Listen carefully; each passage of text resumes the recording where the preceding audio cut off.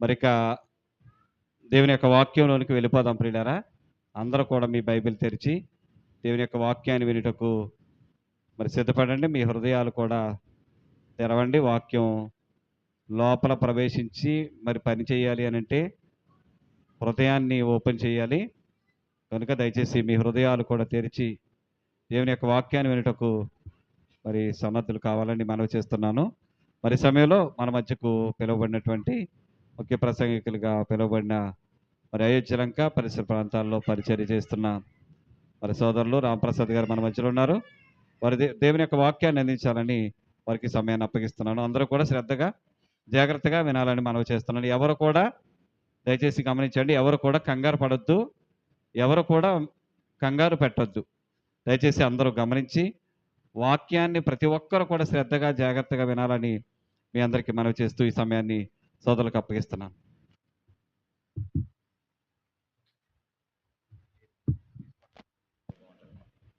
Okay అండి, చాలా సంతోషం.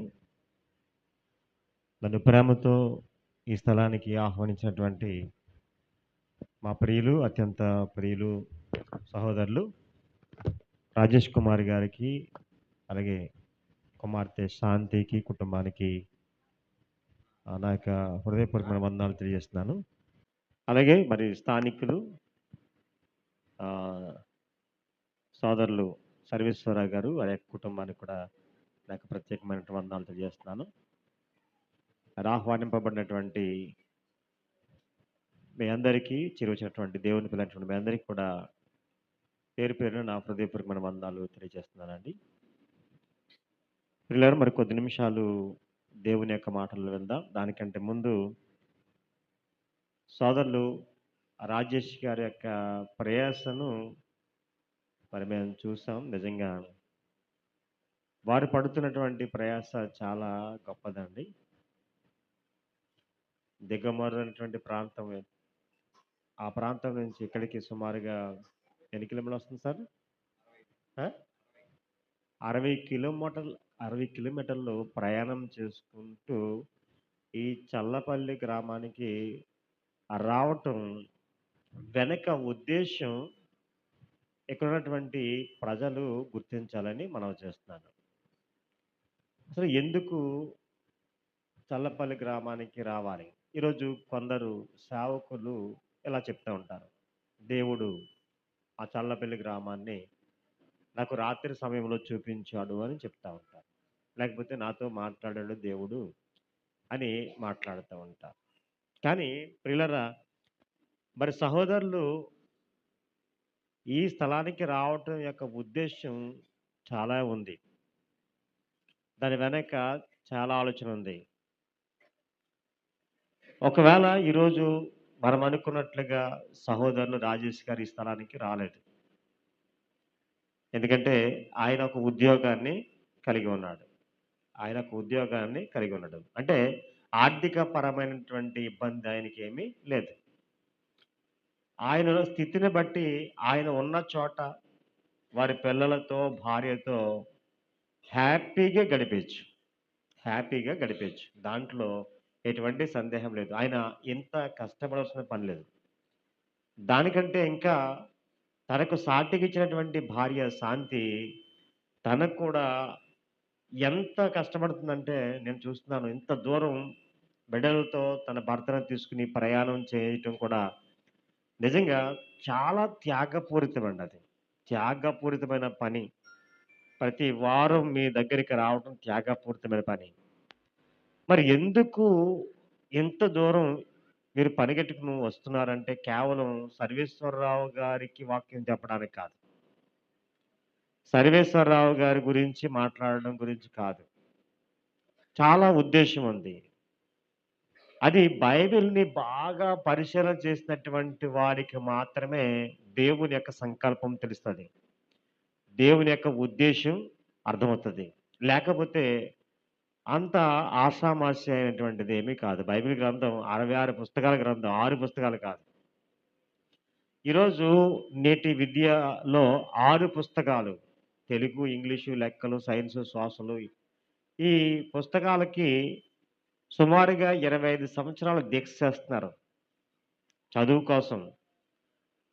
సుమారుగా 20 సంవత్సరాల చదువు కోసం ప్రయాసపడుతున్నారు. 5 సంవత్సరాలు ఆ ప్రయాసను వారి టాలెంట్‌ని చూపించుకోవడం కోసం ఎగ్జామ్స్ రాస్తూ, తర్వాత ప్రతిభను సాధించిన తర్వాత అంటే ఏదో డీఎస్సీ ద్వారా ఒక ఒకటో తరగతి విద్యార్థికి ఆలు నేర్పించటం కోసం ఎంత కష్టపడుతున్నారంటే అంత కష్టపడుతున్నారు. ఏంటండి అక్షరాలు కదా నేర్పించేది ఒకటో తరగతికి. అంటే ఎంత కష్టం అంటే అంత కష్టం. అంటే ఈ భూమి మీద మనిషి బ్రతకటం కోసం ఈ 60, 70 సంవత్సరాల జీవితంలో ఈ జానెడ పొట్ట కోసం ఈ కోటి విద్యలు ఉంటే, ఈ కోటి విద్యల్లో ఉపాధ్యాయ వృత్తి అనేది ఒకటైతే దాన్ని సాధించటం కోసం ఎంత కష్టపడుతున్నారో ఆలోచన చేయండి. మరి ఇది 6 పుస్తకాలా? 66 పుస్తకాలా? బైబిల్ గ్రంథం? 66 పుస్తకాల గ్రంథం. మరి ఈ 66 పుస్తకాల గ్రంథాన్ని బోధించడానికి, చెప్పడానికి ఏ విద్య అర్హత లేదంటే లేదు ఈరోజు.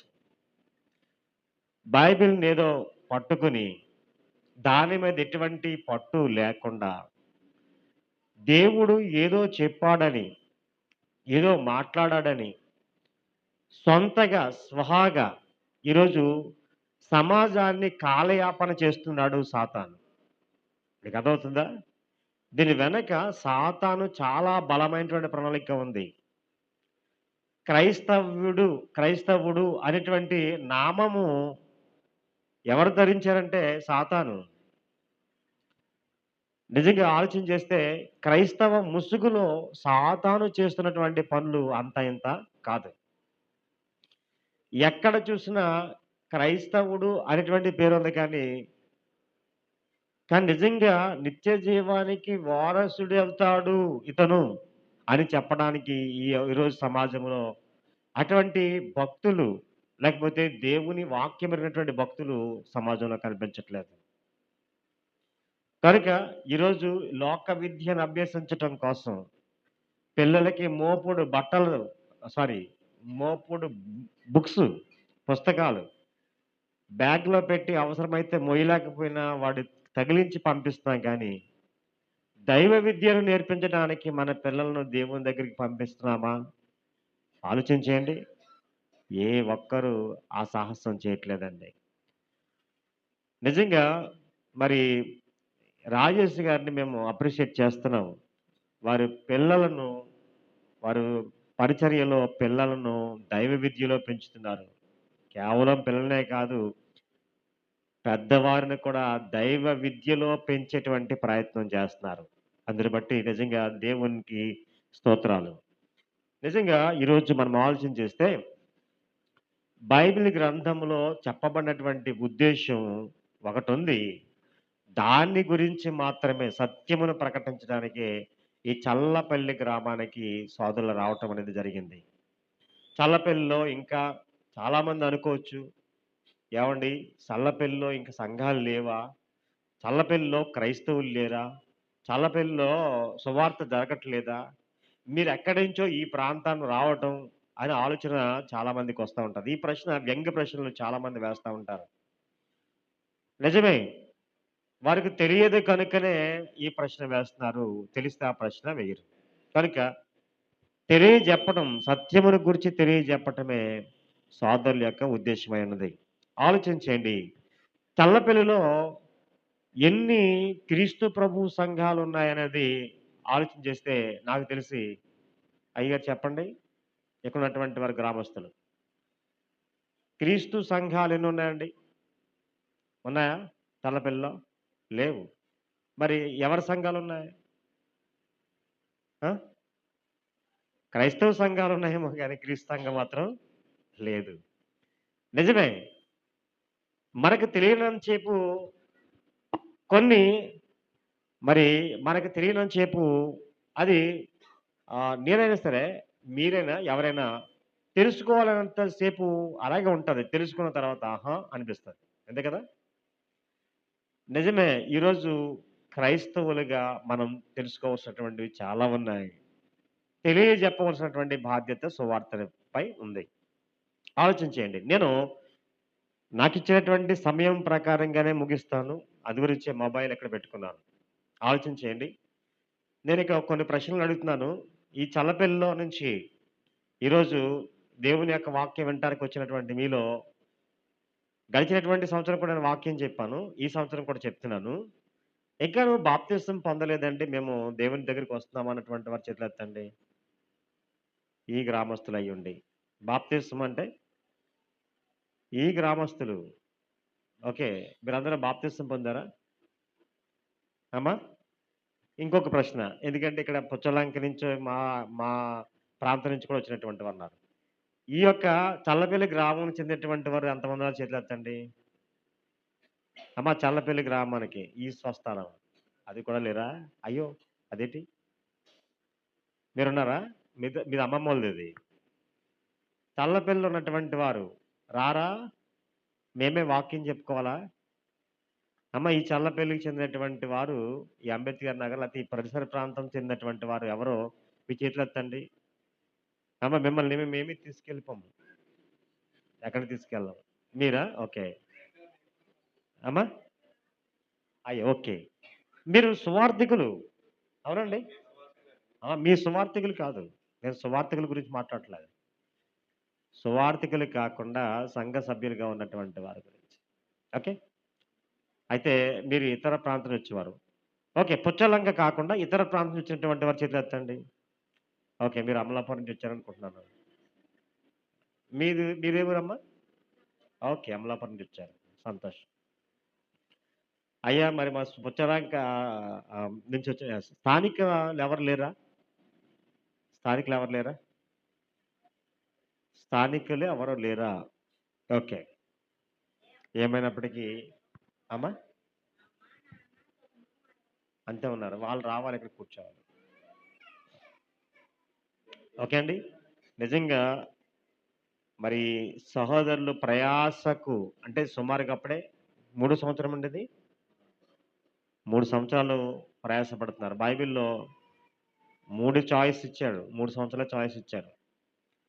కనుక ఇక్కడ ఉన్నటువంటి మరి సోదరులు ఎవరైతే ఉన్నారో సర్వేశ్వరరావు గారు, వారు చేయవలసినటువంటి పనుంది.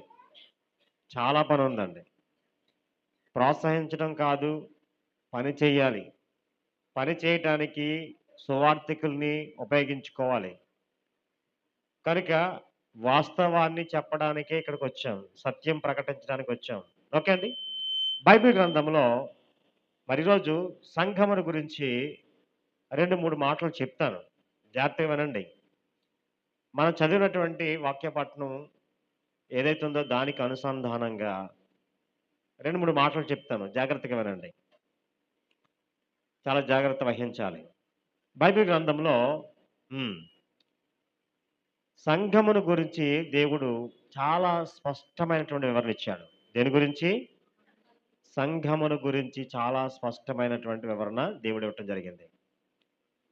బైబిల్‌లో నేను అడుగుతున్నాను ప్రశ్న. బైబిల్‌లో ఎన్ని సంఘాలున్నాయి?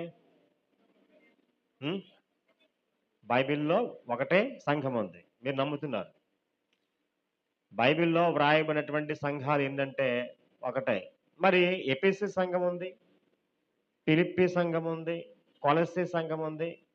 ప్రకటన గ్రంథంలో మరి ఇంకా సార్దీస్, ఇంకా ఫిలదెల్ఫియా, ఇంకా తుయతైరా, ఇంకా ఇంకా ఏమున్నాయి? లవోదికయ, ఇలా చాలా సంఘాలు ఉన్నాయి కదా. మరి ఇవేంటి? వీటి సంగతి ఏంటి? కనుక ఈరోజు మనం అర్థం చేసుకోవాల్సింది బైబిల్‌లో చాలా స్పష్టంగా చెప్పారు. కానీ మనము మనుషులుగా అర్థం చేసుకోలేదు. చూడండి, చాలా జాగ్రత్తగా వినండి. జాగ్రత్త వహించండి. 2 నిమిషాలు. బైబిల్‌లో ఏ పట్టణములో అయితే సువార్త ప్రకటించారో ఆ పట్టణానికి, ఆ పట్టణంలో సంఘాన్ని ప్రారంభించారు కాబట్టి అర్థమైందా? ఆ పట్టణములో ఉన్న సంఘం అని చెప్పడం జరిగింది గానీ అది సంఘము పేరు కాదు. మర్చిపోకండి. అర్థమవుతుందా? మళ్ళా చెప్తున్నాను చూడండి. ఎఫెసీలో ఉన్న సంఘమునకు అన్నాడు. అంతేగాని ఎఫెసీ సంఘము కాదు. అలాగే స్ముర్నలో ఉన్న సంఘమునకు ఇలాగు వ్రాయము అన్నాడు. అంతేగాని స్ముర్న సంఘము కాదు. ఫిలదెల్ఫియాలో ఉన్నటువంటి సంఘమునకు ఇలాగు సంఘపు దూతకు ఇలాగ చెప్పమన్నాడు. స్ముర్న సంఘము కాదు.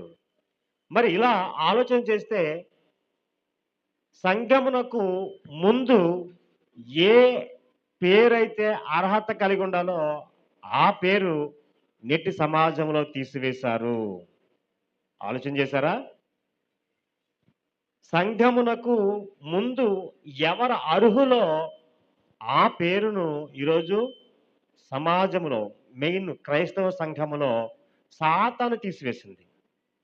సంఘం ఉంచుకో పర్లేదు, కానీ ఆ సంఘమునకు అర్హులెవరో వారిని తీసి అన్నదండి. కనుక క్రైస్తవులు దాన్ని ప్రక్కకు పెట్టేశారు. చాలా విచిత్రం ఏంటి తెలుసా అండి? మొన్న ఒక సహోదరుడు పడవలో కనిపించాడు. మీది ఏ సంఘం అని అడిగాడు. క్రీస్తు సంఘం అన్నాను. క్రీస్తు సంఘమా అన్నాడండి. అంటే క్వశ్చన్ మార్క్. అంటే క్రీస్తు తప్ప ఇంకన్ని సంఘాలు తెలుస్తాయి, కానీ క్రీస్తు సంఘం అనేది మాత్రం ఈ సమాజానికి తెలియలేదు. అంటే ఎంత ప్రయత్నం చేస్తుందో అపవాది చూడండి. బైబిల్ గ్రంథంలో అపోస్తలుల కార్య గ్రంథం 20 అధ్యాయము 28 వచనంలో చూస్తే దేవుడు అన్నాడండి. ఫుట్నోట్లో కింద చూడండి ఏమని రాయబడి ఉంది? ప్రభువు అని చదవండి. ప్రభువు స్వరక్తమిచ్చి సంపాదించిన తన సంఘమును అన్నాడండి. తన సంఘమును అన్నాడండి. స్వరక్తమిచ్చి సంపాదించిన తన సంఘము అన్నాడండి. అంటే రక్తమిచ్చి కొనడట సంఘం. వెల ఏంటి? కొనటం అంటే వెల. వెల ఏంటి?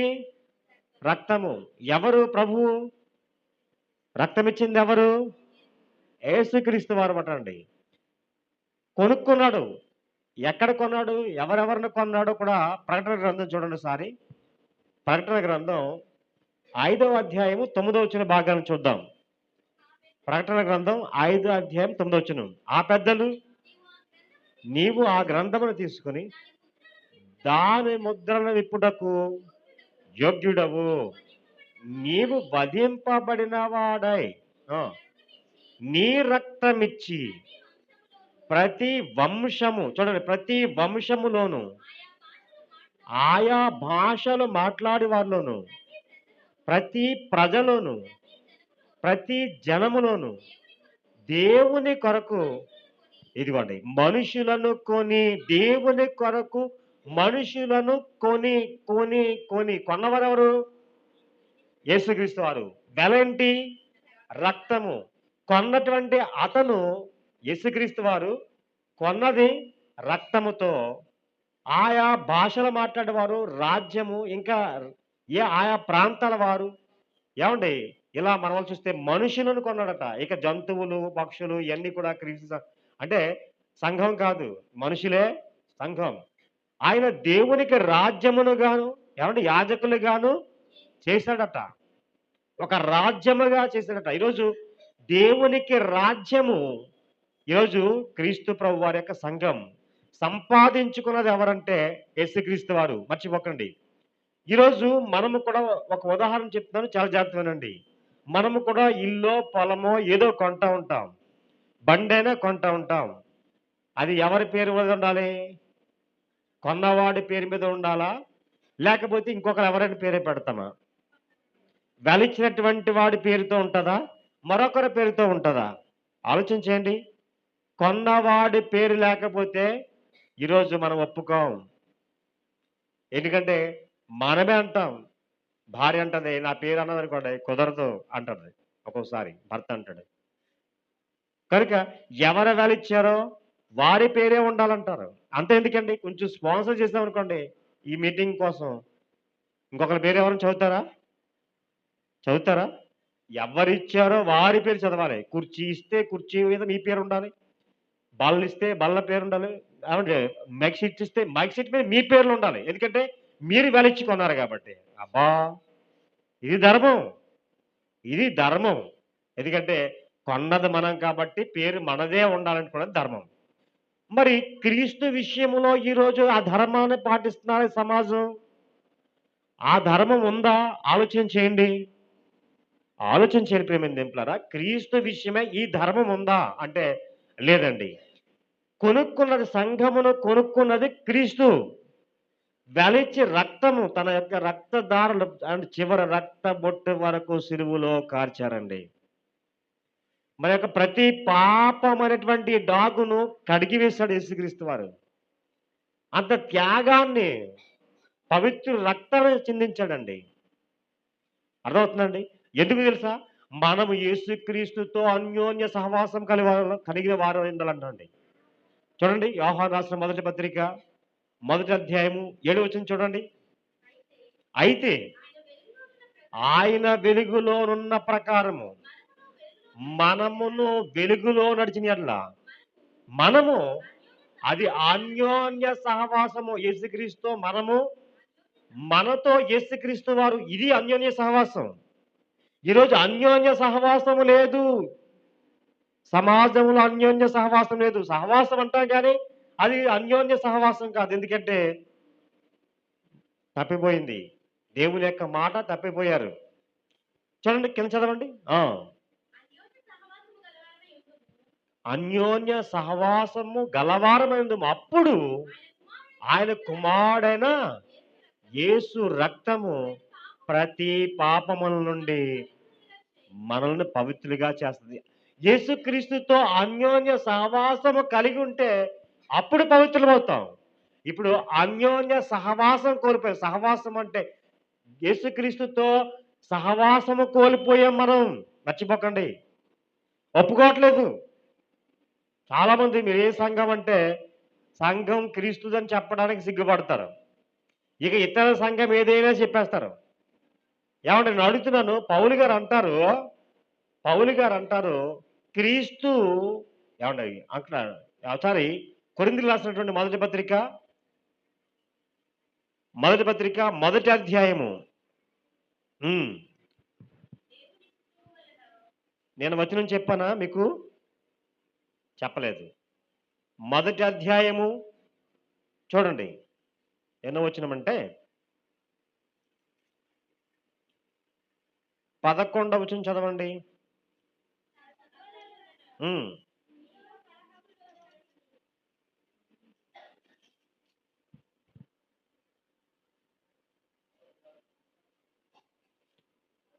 చూడండి 14వ వచనం, 13వ వచనం. క్రీస్తు విభజింపబడి ఉన్నాడా? చూడండి, ఇలా చూడండి. క్రీస్తు విభజింపబడి ఉన్నాడా? ఈ పదం ఎందుకు ఉపయోగించాడు తెలుసా అండి? విభజింపబడటం అంటే వేరు చేయబడటం. విభజింపబడడం అంటే వేరు చేయబడడం. అంటే క్రీస్తు వేరు చేయబడి ఉన్నాడా? ఆలోచించేయండి. ఎందుకు ఈ పదం ఉపయోగించాడో మరొక పదాన్ని మీకు చూపిస్తాను. ఎఫెసీయులకు రాసిన పత్రిక 5వ అధ్యాయం. ఇది మరలా వెనక్కి వద్దాం. ఎఫెసీయులకు రాసిన పత్రిక 5వ అధ్యాయం 30వ వచన భాగాన్ని చదవండి. ఎఫెసీ 5:30.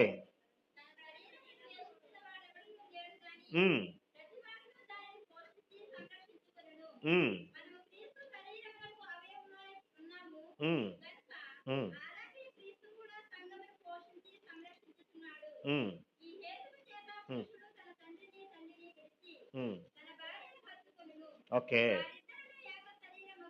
ఓకే. చూడండి ఇక్కడ చూడండి. ఈ మర్మము గొప్పది. మర్మము అంటే మిస్టరీ. ఈ ప్రపంచానికి తెలియనటువంటి మిస్టరీ. చాలా మంది సంఘాలకు తెలియనటువంటి మిస్టరీ అంట.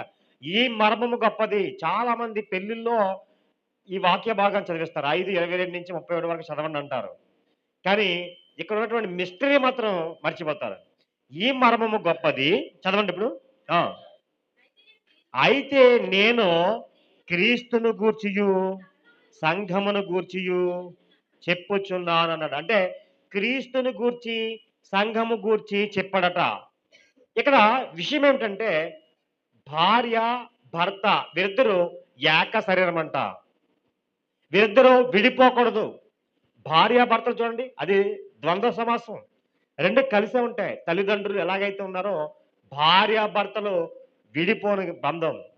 ఆదిలోనే చెప్పాడు. ఆదాము హవ్వల గురించిన మాటలను చూస్తే వీరిద్దరూ ఏక శరీరముగా ఉంటారన్నాడు. అంటే ఇద్దరు కలిసే ఉంటారు, విడదీయకూడదు. దేవుడు జతపరిచిన వారిని మనుషులు విడదీయకూడదు అనేటువంటి మాట వ్రాయబడి ఉంది. వీరి భార్యాభర్తల బంధం ఎలాగైతే విడదీయకూడదో, క్రీస్తుని సంఘాన్ని విభజించకూడదు. అది గురించి పౌలు గారు మాట్లాడుతూ ఇప్పుడు మరలా రండి. ఎందుకంటే మరలా కొరింథీయులకు రాసినటువంటి మొదటి పత్రికలోకి వచ్చేసి ఈ మాటను చూద్దాం. ఉమ్. క్రీస్తు విభజింపబడి ఉన్నాడా? ఇదిగోండి, పౌలు మీ కొరకు సిలువ వేయబడ్డాడా? అంటే చాలా మంది ఏం చేస్తారంటే పౌలు సంఘం అని పెట్టారండి. అపోస్తుల పౌలు సంఘం అని పెట్టారంట. పౌలు మీకోసం సిలువ వేయబడ్డాడా? తర్వాత ఆ పౌలు నామమున మీరు బాప్తిసం పొందారా? నా నామమున. ఆ, ఉమ్, అదండి. అంటే పౌలు గారు అంటున్నారు, ఇదిగో ఒకవేళ తర్వాత తరపు వారు నేను బాప్తిసం ఇచ్చాను కాబట్టి ఇదిగో పౌలు నామమున బాప్తిసం పొందారని చెప్పేస్తారేమో. ఎంత భయముతో వారు వాక్యాన్ని ప్రబోధించారు చూడండి. ఒకవేళ వారి నామం అని చెప్పేస్తారేమని చెప్పి ఎవరికి క్రిస్పకు గాయకి తప్ప ఎవరికి కూడా ఆయన బాప్తిసం ఇవ్వలేదట. ఎందుకు అంటే ఆయన చాలా జాగ్రత్త వహించాడు బాప్తిసం విషయంలో. ఎందుకంటే యేసుక్రీస్తు వారిని గురించి ఆయన హెచ్చిస్తూ మాట్లాడుతున్నాడు. అంటే యేసుక్రీస్తుని విభజిస్తున్నటువంటి ఈనాటి సమాజానికి అర్థం కావాలి ఈ విషయం. పర్వాలేదు అనుకుంటాక లేదు, చాలా ప్రమాదంలో ఉన్నాం మనం. ఏమండి, అపోస్తల కార్య గ్రంథం 2వ అధ్యాయం 1వ వచనంలో అక్కడ చూస్తే పెంతెకొస్తు పండగ ఉంటది. కానీ పండగని ఈరోజు సంఘం చేశారు. పండగ వేరే. ఇశ్రాయేలుకి చాలా పండుగలు ఉన్నాయి. సుమారుగా 7 పండగలు కనిపిస్తూ ఉంటాయి మనకి. మన బైబిల్ స్టడీలో మనం నేర్చుకుంటున్నాం కదా, ట్రైనింగ్లో 7 పండగలు కనిపిస్తూ ఉంటాయి. దాంట్లో 3 ప్రాముఖ్యమైన పండగలు ఉంటాయి. కనుక ప్రియమైన దేవులారా, ఇశ్రాయేలుకి పండగ ఉంది. అదే పండగ ఈరోజు సమాజంలో చేస్తున్నటువంటి పండగ చూడండి. ఈరోజు ఉన్నది కదా, ఈరోజు అంటున్నారు కదా, ఆ పండగ ఎవరు జరుపుకుంటారు? ఇశ్రాయేలు పండుగ. అది కోతకాల పండుగ అంటారు చూసారా, ఈరోజు ఆ పండుగ. దీనికి ఏ దేవుడు దేవత ఏ ఉండో ఆలోచన చేస్తే సరదాగా సంబరాలు, మొన్న వరకు క్రిస్మస్ సంబరాలు చేసుకున్నారు, ఈరోజు ఈ సంబరాలు చేసేస్తారు మన క్రైస్తవులు. అర్థమవుతుందా? ఆలోచన చేయండి. కనుక ఇది పండుగ. పెంతెకొస్తది పండుగ అంటే 50వ దినం. పెంటే అంటే 50, 50వ దినం పండుగ ఇది. ఈ పండుగను ఏం చేశారంటే సంఘంగా చేశారు. వాళ్ళంటారు, ఇదిగోండి అసలే ప్రారంభింపబడింది అప్పుడే సంఘం, కనుక మేము ఆ పేరు పెట్టేశాం. అలా పెట్టేయచ్చండి? పెట్టడానికి వీలుందా? పెడితే ఏమవుతుంది? మనం ఏం చేస్తామంటే విభజించినట్లు. చూడండి, క్రీస్తుని సంఘమును విభజించినట్లు అన్నాడండి. మళ్ళా ఎఫెసీ పత్రికకి వెళ్ళి ఈ మాటను చూద్దాం. ఎఫెసీయులకు రాసిన పత్రిక 5వ అధ్యాయము 23వ వచనం చదవండి. ఇదిగోండి, తర్వాత చదవండి, మళ్ళీ కరెక్ట్గా చదవండి. క్రీస్తు సంఘమునకు శిరస్సాయుండులాగున పురుషుడు. ఇక్కడ దీని వెనక ఒక మర్మం చెప్తున్నాడు. ఒకటి, భార్యాభర్తల గురించి మాట్లాడుతున్నాడు. హెడ్ ఆఫ్ ద డిపార్ట్మెంట్ ఎవరంటే పురుషుడు అని చెప్తున్నాడు. భర్తకు భార్య లోబడాలని చెప్తూ ఉన్నాడు. అంతేకాకుండా ఇక్కడ సంఘమును గురించి చెప్తున్నాడు. అందు గురించి 31వ వచనం మీద చదివించాను. ఈ మర్మము గొప్పది, నేను క్రీస్తుని గూర్చి సంఘమును గూర్చి చెప్తున్నాడు. అంటే భార్యాభర్తలని ఎంటర్ చేస్తూ భార్యాభర్తలకి పాఠం చెప్తూ, రెండోది సంఘానికి కూడా పాఠం చెప్తున్నాడు. ప్రియమైన దేవులారా, అంటే సంఘము క్రీస్తు విభజింపబడకూడదు అని చెప్పాడు. సంఘమునకు శిరస్సు ఎవరంటే క్రీస్తు అన్నాడు. ఆలోచన చేయండి. ఇప్పుడు సంఘమును శరీరం అన్నాడు, అలాగే సంఘమునకు శిరస్సును క్రీస్తు అన్నాడు. చూడండి, ఎదురా పట్టుకుని మీకు ఇంకా బాగా అర్థమవటం కోసం మరో వచ్చిన భాగాలు చూద్దాం. కొలస్సీలకు రాసిన పత్రిక 1వ అధ్యాయము 18వ వచనం చదవండి. కొలస్సీలకు రాసిన పత్రిక 1వ అధ్యాయము 18వ వచనం. సంఘము అను శరీరం అన్నాడు. సంఘము అను శరీరం అన్నాడు. అంటే చూడండి, ఇదిగో మన దేహం బాగా మనకు అర్థమవుతుంది కాబట్టి, మన శరీరం ఎప్పుడు మనం చూసుకుంటాం కాబట్టి, దేవుడు చాలా చాలా ఈజీగా మనం అర్థం చేసుకోవడానికి వీలుగా దేవుడు మాట్లాడుతూ ఉన్నాడు. భార్యాభర్తల బంధాన్ని చెప్పాడు. రెండోది శరీరంతో శిరస్సు. ఈ శరీరం ప్రతి అవయవం ఆ అవయవము పని చేయటం మానేస్తుంది. అంటే ప్రతి అవయవానికి కనెక్షన్ ఎక్కడ ఉందంటే శిరస్సుకు ఉంది. ఇదే విషయాన్ని దేవుడు చెప్తున్నాడు. సంఘమునకు శిరస్సు అంట. సంఘమును శరీరమునకు యేసుక్రీస్తు వారు శిరస్సు అని చెప్తున్నాడు. అంటే శిరస్సును సంఘమును, అంటే సంఘము యేసుక్రీస్తు, శిరస్సు శరీరమును వేరు చేస్తే ఎలా ఉంటుందో ఒకసారి మనం ఆలోచించేద్దాం, ఇమాజిన్ చేసుకుందాం. ఒకసారి తల తీసేస్తే మొండం ఎలాగా అయితే ఉంటుందో ఒకసారి ఆలోచించేయండి. తల లేకపోతే మన మొండం ఎలా ఉంటుంది? ఒకవేళ తల ప్రక్కన పెట్టండి, తలలో ఉన్నటువంటి నాడీ వ్యవస్థ పని చేయకపోతే శరీరం ఏమైనా పనిచేస్తుందా? ఆలోచించేయండి. ఒకవేళ మన తల తీసేసి వేరొక తల పెడితే ఎలా ఉంటుందో ఒకసారి ఆలోచించండి. ఇమాజిన్ చేయండి. ఇప్పుడు ఒకవేళ ఏ మేక తల పెట్టామనుకోండి, ఏం వేస్తుంది? అన్నం తింటుందా? గడ్డి తింటుందా? గడ్డి తింటది. ఎందుకంటే శిరస్సు మారిపోయింది కాబట్టి, ఈ శిరస్సు మేకది ఉంది కాబట్టి మేక ఏం చేస్తుందో అదే లక్షణాలు శరీరానికి వస్తాయి. అర్థమవుతుందా? గడ్డి దగ్గరికి వెళ్తుంది, అది ఏం చేస్తుందో ఆ లక్షణాలు వస్తాయి. ఇక ఏ శిరస్సు అని పెట్టండి, ఆ లక్షణాలు శరీరానికి వస్తాయి. ఈరోజు కూడా అదే జరుగుతుంది. సంఘము అంటే సంఘము ఆయన శరీరము, సంఘమునకు శిరస్సు క్రీస్తు అన్నాడు. సంఘము క్రీస్తు ఎవ్వరూ విడదీయకూడదు. విడదీస్తే శిరస్సు మారిందంటే, అంటే తల మారిందంటే తలంపులు మారిపోతాయి. ఈరోజు సంఘమునకు క్రీస్తు యొక్క లక్షణములన్నీ కూడా రావాలి అంటే ఏం చేయాలంటే సంఘమునకు హెడ్, శిరస్సు క్రీస్తుగా ఉండాలి. ఒక ఆయన అంటున్నాడు, మీరు బాగానే చెప్తున్నారు సారు, మీరు బాగానే చెప్తున్నారు. ఇప్పుడు మా గ్రామంలో చాలా సంఘాలు ఉన్నాయి. మరి చాలా సంఘాలు ఉంటే అన్ని క్రీస్తు సంఘాలు ఉంటే ఎలాగండి? అడ్రస్ కోసం మేము ఇలా పెడుతున్నాం కానీ మేము నమ్మేది క్రీస్తు సంఘాన్ని. చాలా బాగా చెప్తున్నారు. అడ్రస్ కోసం ఏం చేస్తున్నారట? సంఘం పేరే మార్చేస్తున్నారా? పేరు మార్చేసే అధికారం ఉందా? ఈరోజు ఈ మనిషికి పేరు మార్చేసే అధికారం ఉందా? ప్రారంభ శతాబ్దపు సంఘాలన్నీ ఏంటని చెప్తున్నాడు పౌలు గారు.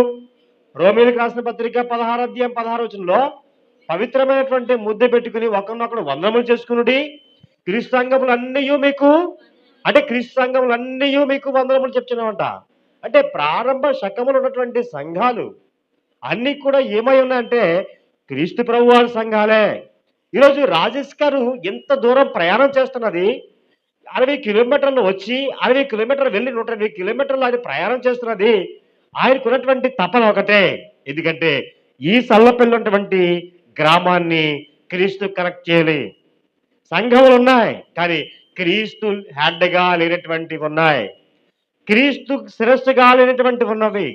ఎప్పుడైతే సంఘము క్రీస్తుకు శిరస్సుగా ఉందో, సంఘమునకు క్రీస్తు శిరస్సుగా ఉందో, క్రీస్తు యొక్క లక్షణములు ఆటోమేటిక్గా వస్తాయి. నిజంగా అన్నాడు కదండి, ఆయన రక్తమున యొక్క విలువ అప్పుడే ఉంటది, అప్పుడే అన్యోన్య సహవాసం ఉంటది, అప్పుడే ప్రతి పాపమునకు క్షమాపణ ఉంటది, అప్పుడే నిత్య జీవానికి వారసులుగా అవుతాం. ఈరోజు పరలోకము ప్రతిబింబముగా ఉంటాం. క్రీస్తునే కాదంటే పరలోకము ప్రతిబింబంగా ఉంటాం. క్రీస్తు రెండవ రాకడలో క్రీస్తు స్వరక్తమిచ్చి సంపాదించిన సంఘమును తీసుకువెళ్తానికి ఆయన వస్తున్నప్పుడు, మరి ఒకవేళ విడవబడినటువంటి క్రీస్తు నా సంఘము కాదనుకున్నటువంటి ఉంటుందేమో, శిరస్సు లేని క్రీస్తుగా శిరస్సు లేనటువంటి సంఘాలుగా మనం మిరిగిపోతామేమో. ఆలోచన చేయవలసినటువంటి వారు ఉన్నాం. ప్రియమైన దేవులారా, ఆలోచన చేయండి.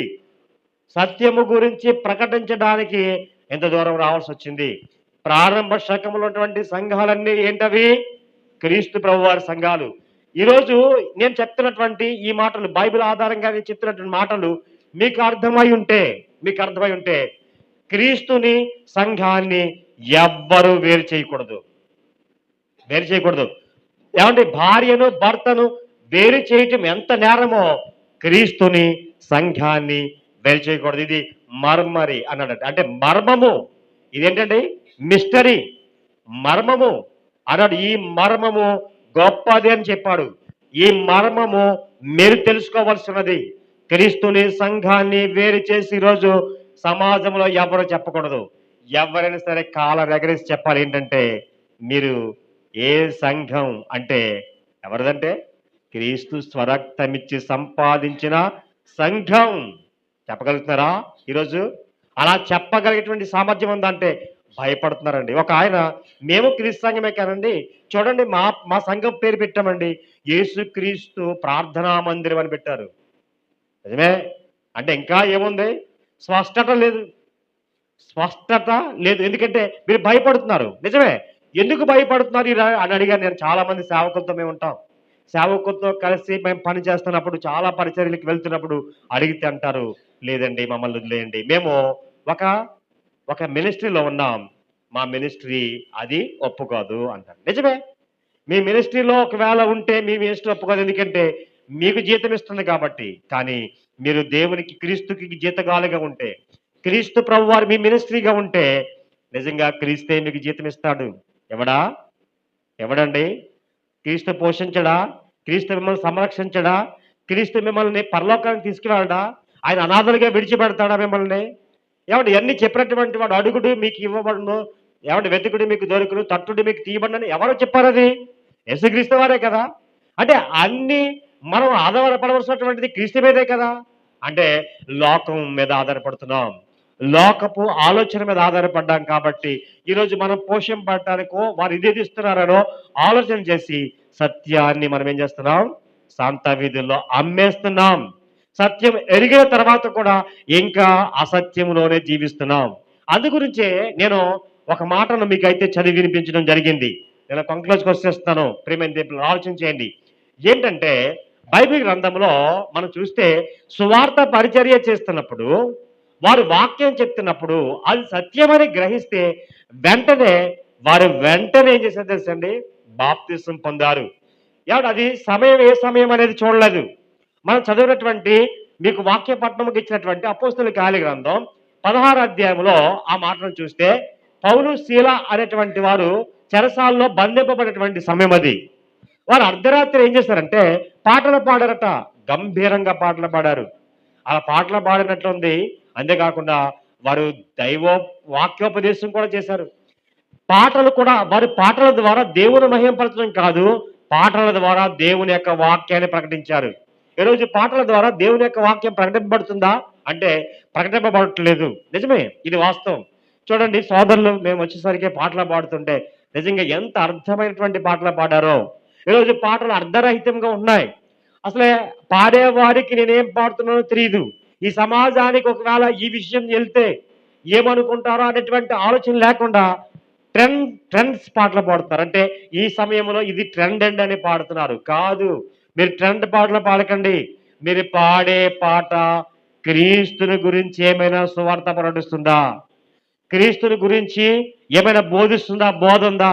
మన జీవితం గురించి ఏమైనా బోధ ఉందా అనేది మొట్టమొదటి ఆలోచించేయండి. అటువంటి పాటలు పాడుతున్నారా? లేదు. ప్రియమైన దేవులారా, పాడండి. నిజంగా పౌలు శీల పాడినటువంటి ఆ పాటల వల్ల చెరసాలలో ఉన్నటువంటి ఖైదీలందరికీ మార్పు వచ్చింది తెలుసా? చెరసాలు భూకంపం కలిగింది, బద్దలైపోయింది. చెరసాలు ఉన్నటువంటి అందరూ బయట ఉన్నారు. అర్థమవుతుందా మీకు? అందరూ బయట ఉన్నారు, కానీ ఒక్కరు కూడా పారిపోలేదు. ఎందుకంటే ఈరోజు అవకాశం దొరికితే చెరసాల నుంచి అంటే జైలు నుంచి పారిపోవాలనుకున్నటువంటి ఉగ్రవాదులు ఉంటారు, కానీ ఒక్కరు కూడా పారిపోలేదు. జైలాధికారి చూసేసరికి చెరసాల ఏమై ఉంది? బద్దలై ఉంది. కానీ అతను భయపడ్డాడు, అందరూ వెళ్ళిపోయారేమో. అంటే అతను అధికారిగా ఉన్నాడు కాబట్టి అతని మీద అధికారులు ఇంకా ఏం తప్పు మోపుతారో, ఏం శిక్ష విధిస్తారంటే భయపడ్డారు. కానీ మీరేమి భయపడొద్దు, మేము అందరము ఇక్కడే ఉన్నాము అన్నాడండి. అర్థమవుతుందా ప్రియమైన దేవులారా? అంటే ఆ రోజు అతను అడుగుతున్నాడు, అయ్యలారా రక్షణ పొందుటకు మేము ఏమి చేయాలి అన్నాడు. ఏమి పెద్ద వచనాలు ఏం చెప్పలేదు. 30 నుంచి మనం చదివాం కదా! ప్రభువైన యేసుక్రీస్తు నామమున మీరు విశ్వాసం ఉంచండి అన్నాడండి. ఏవండీ అర్ధరాత్రి అంటండి. అర్ధరాత్రే బాప్తిసం పొందారు. ఎప్పుడు పొందేశారండి? అర్ధరాత్రే బాప్తిసం పొందారు. వాక్యం వినని వెంటనే బాప్తిసం పొందారండి. మనం చూడగలిగినట్లయితే లుదియా గురించినటువంటి సమాచారం అక్కడే ఉంటది. 15 వచనం నుంచి మనకు కనిపిస్తూ ఉంటది 16 అధ్యాయంలో. ఆమె కూడా మరి పౌలు గారు ఆ పక్కన నది తీరమున అక్కడ కూర్చుని వాక్యం ప్రకటిస్తుంటే, వాక్యం ప్రకటిస్తున్నటువంటి సమయంలో ఆమె హృదయం తెరవబడిందంట. అర్థమవుతుందా ప్రియమైన దేవులారా? హృదయం తెరవబడిందంట. ఈరోజు తెరవబడినటువంటి హృదయాలు ఏమన్నాయా? లేవండి. వాక్యం వినబడుతున్నా మూయబడినటువంటి హృదయాలుగా ఉన్నాయి కానీ తెరవబడినటువంటి హృదయాలుగా ఉండలేదు. ఎంతో కాలంగా మేము క్రైస్తవులు అని చెప్పుకుంటున్నారు కానీ క్రైస్తవులుగా ఉన్నటువంటి మనలో బైబిల్ యొక్క సారం మనకు అర్థం అవ్వలేదు. మరి తెరవబడినటువంటి హృదయం ఏం చేసింది? ఏం చేసింది? పౌలు గారు, శీల గారు చెప్పినటువంటి వాక్యం అంగీకరించారు వాళ్ళు. రక్షణ సువార్తను అంగీకరించారు. వెంటనే బాప్తిసం పొందారు. వారి కాదు.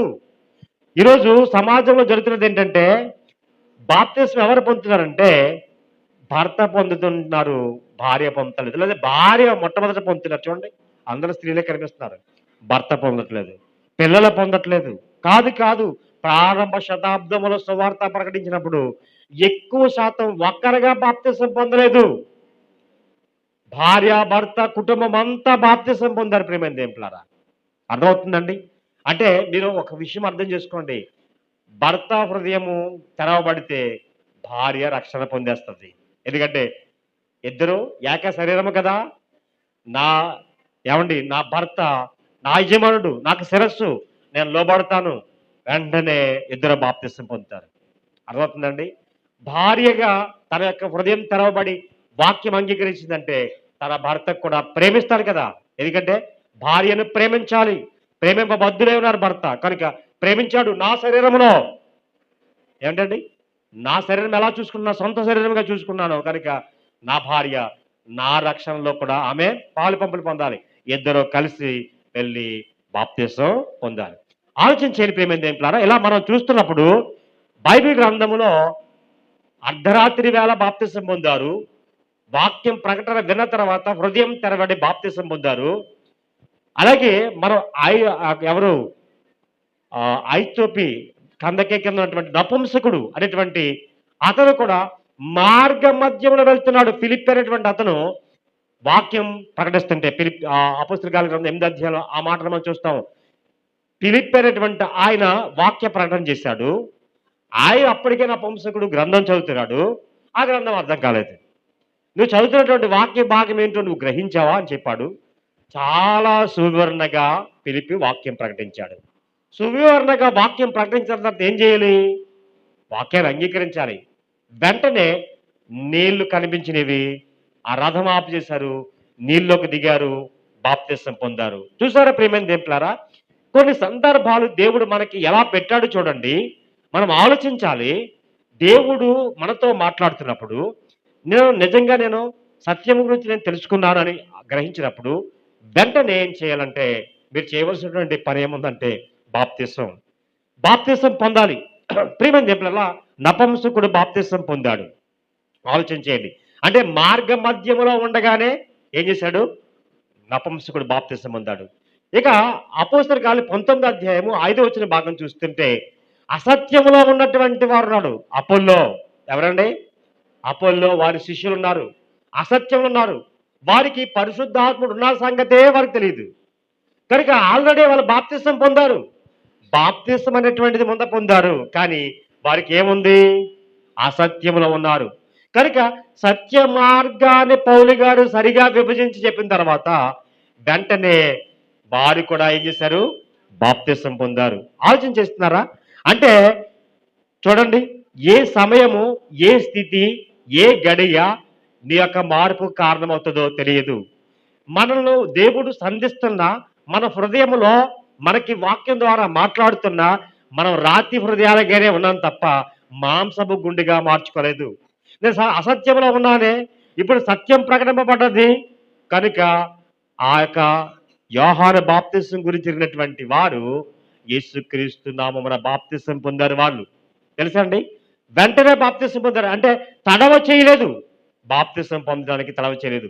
ఎందుకు వీరి నేను చెప్పబడినటువంటి సందర్భాలన్నీ కూడా ఎందుకు ఈ కార్యం చేశారు అని ఆలోచన చేస్తే, ఇంకా కొర్నేలి విషయం కూడా అపొస్తలుల కార్యాల గ్రంథం 11వ అధ్యాయంలో కొర్నేలికి సందర్భం ఉంటుంది. చాలా పెద్ద భాగం.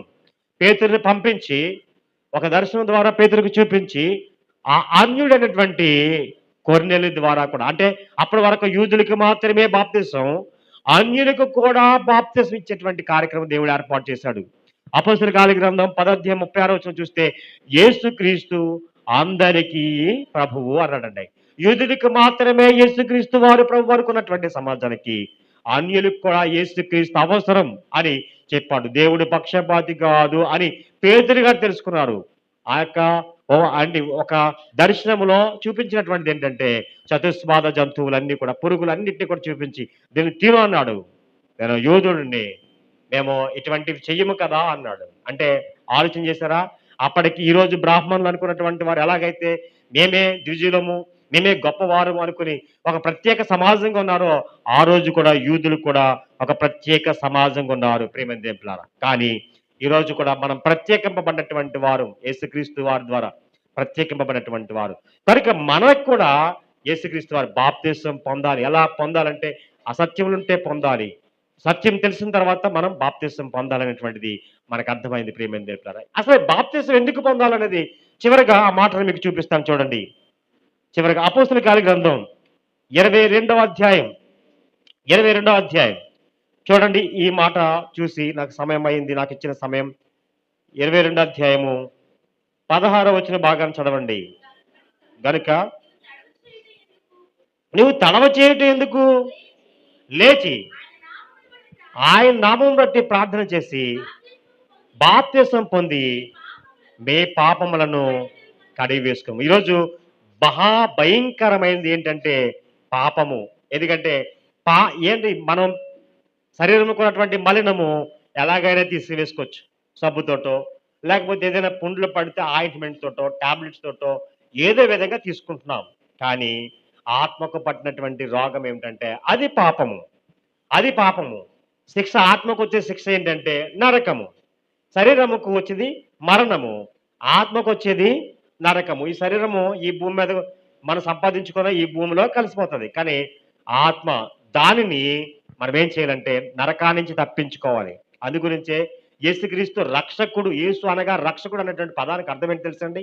రక్షకుడు అంటే ఏదో రోగాల నుంచి, లేకపోతే రంప నుంచి, జ్వరాల నుంచి, దాని నుంచి కాదు, నరకాన్నించి నీ ఆత్మను రక్షించడానికి యేసుక్రీస్తు వారు తన ప్రాణం పెట్టాడు, తన రక్తాన్ని చిందించాడు.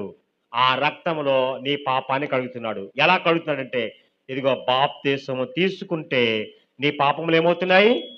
కడిగి వేసుకోవాలంటే చూడండి, బాప్తిసం ద్వారా మలినం పోతుందని కాదు, నీ ఆత్మకు ఏమవుతుందంటే రక్షణ వస్తుంది. నీ ఆత్మకు పట్టినటువంటి పాపాన్ని కడిగి వేసుకునే అవకాశం వచ్చాడు. ప్రియ సహోదరి సహోదరులరా, ఇంకా ఒకవేళ మీరు పాపములో ఉన్నారేమో, ఇంకా మీరు ఆచారంలో ఉన్నారేమో, ఇంకా లోకంలో అటువంటి రీతిగా సాతాను యొక్క అధికారం ఉన్నారేమో, ఇంకా వేరే వేరే పేర్లతో పిలవబడినటువంటి, ఒకవేళ మీరు ఆ సంఘానికి చెందినటువంటి వారేమో, మీరు క్రీస్తుకు చెందినటువంటి వారై ఉండాలంటే, క్రీస్తు రక్తములో కడగబడాలంటే, మీరు క్రీస్తుతో అన్యోన్య సహవాసం కలిగి ఉండాలంటే మీరు ఏం చేయాలంటే క్రీస్తుని అంగీకరించాలి, బాప్తిసం పొందాలి. మొట్టమొదటిది మీ సంఘం. మీరు ఏ సంఘానికి చెందారంటే క్రీస్తు సంఘానికి చెందారని మీరు చెప్పగలగాలి, ధైర్యంగా చెప్పగలగాలి. అంతేగాని ఇతర ఏ శిరస్సు కానటువంటి సంఘాన్ని మీరు చెప్పినట్లయితే అది మీరు క్రీస్తుకు సంబంధించినటువంటి వారు కాదు. ఇది బైబిల్ చాలా స్పష్టంగా చెప్పింది. నాకు ఇవ్వబడినటువంటి సమయం 1 గంటే, సుమారుగా 45 నిమిషాలు అనుకుంటున్నాను. కానీ ఇంకా వివరణ గురించి తెలుసుకోవాలంటే మీకు స్పష్టంగా చెప్పేటువంటి రాజేష్ గారు దైవ సేవకుడిగా దేవుడు ఇక్కడ నిలబెట్టాడు. మీరు ఈ సత్యం గురించి తెలుసుకోవాలి, నాకు చెప్పండి అయ్యలారా, మేమేం చేయాలని అడిగారు. ఆ రోజు పేతురు ప్రసంగం చేస్తుంటే మేమేమి చేయాలని అడిగారు. వారు అడిగితే పేతురు గారు ప్రసంగం చేస్తే 3000 మంది బాప్తిసం పొందారు, సత్యం గురించి తెలుసుకున్నారు. ఈరోజు అడిగి తెలుసుకోవాల్సినటువంటి బాధ్యత ఈరోజు మనపై ఉంది. తెలుసుకోకుండా ప్రతిదీ ఏమండి, మేము వస్తున్నప్పుడు మరి ఈ యొక్క చల్లపల్లి వెళ్ళాలి, కొత్త రూట్లో వచ్చాం, అడిగాం కాబట్టి ఇక్కడికి వచ్చాం. అంటే ఇక్కడే చేరడానికి మేము అడిగి తెలుసుకుంటూ వచ్చాము. మరి పరలోకానికి వెళ్ళటానికి అడగకుండా వెళ్ళిపోతామా? ఈజీ మార్గం అనుకుంటున్నారా? లేదు లేదే. అడగాలి, సత్యం గురించి తెలుసుకోవాలి, దానిలో ప్రవేశించాలి, దానిలో ప్రయాణం చేయాలి. అప్పుడే నిత్య జీవం అనేటువంటి గమ్యానికి మనం చేరతాం. అలా నిత్య జీవం అనేటువంటి గమ్యానికి మనమందరము చేరుకోవాలంటే ప్రభువుని అంగీకరించాలి. ప్రభువు నీకు శిరస్సుగా ఉండాలి. అప్పుడే మనం ప్రభు యొక్క ఆలోచనలో సంఘం నడుస్తుంది. అటువంటి కృపాధన్యత ఈ యొక్క తలపిల్లటువంటి క్రీస్తు సంఘానికి దేవుడు అనుగ్రహించాలని, ఆ సహోదరులు రాజేష్ గారు కుటుంబం పడుతున్నటువంటి ప్రయాసకు ఖచ్చితంగా దేవుడి ఫలమివ్వాలని కోర్చి మాటలు ముగిస్తున్నాను. ప్రార్థన. పరిశుద్ధుడా, ప్రేమగల తండ్రి, స్తోత్రాలు. మా తండ్రి, నీ పిల్లలకు నీ మాటలు అందించడానికి మీరు నాకు ఇచ్చినటువంటి సమయానికే స్తోత్రాలు. సత్యము గురించి నీ పిల్లలకు ప్రకటించాను. కొందరు మనసులు నొచ్చుకోవచ్చు.